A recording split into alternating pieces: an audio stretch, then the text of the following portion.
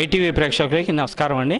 New Jersey నుంచి ఆనంద్. ఇప్పుడు జరుగుతున్న 18 ఎలక్షన్ల సందర్భంగా ఎన్నికల ఫలితాలపై మీ అభిప్రాయం చెప్పగలరు నరేందర్ రెడ్డి గారు?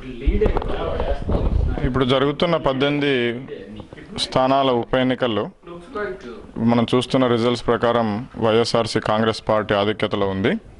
ఎక్సెప్ట్ తెలంగాణలో టీఆర్ఎస్ పార్టీ ఆధిక్యతలో ఉన్నట్టు కనిపిస్తుంది. ఇక్కడ మొత్తం ఎలక్షన్లో సారాంశము అందరూ తెలుసుకోవాల్సింది ఏంటంటే, ప్రజలు మాత్రం వాళ్ళు మంచి అబ్జర్వేషన్తో ఉన్నారని, ఏ మీడియా ఏ విధంగా చెప్పినప్పటికీ ప్రజల తీర్పు మాత్రం అందరం మన్నించాల్సిందే. ఈ తీర్పు చాలా చక్కగా ఉంది. ఇది మన రాష్ట్రంలో ఉన్న కాంగ్రెస్ లీడర్లకే కాకుండా పైదాకా ఉన్న మన లీడర్లు అనే మేడం గారికి కూడా ఒక రకమైన గుణపాఠంలా అనిపిస్తుంది. దానికి తోడు మన ప్రజలు ఒక యువతరాన్ని కోరుకుంటారు, యువ నాయకుని కోరుకుంటారు అని మాత్రం చాలా క్లియర్గా తెలియజేసినట్టుంది రిజల్ట్స్. Thank you. మీ అభిప్రాయం చెప్పగలరు? నా పేరు లక్ష్మణ్, ఐఎమ్ ఫ్రమ్ న్యూయార్క్. జై తెలంగాణ. తెలంగాణ ఒక్క సీటు, తెలంగాణ వాదం గెలుస్తుంది పరకాల్లో. చాలా గర్వంగా ఉంది ఈరోజు. రెండో విషయం, ప్రజలందరూ కూడా గమనించారు తెలంగాణ ఇంపార్టెన్స్ ఏందనేది. కానీ కాంగ్రెస్ పార్టీ ఇప్పటికి కూడా ఆ ఇంపార్టెన్స్ని, ఆ ఏదైతే అవసరం ఏదైతే ఉన్నదో గమనిస్తలేదు.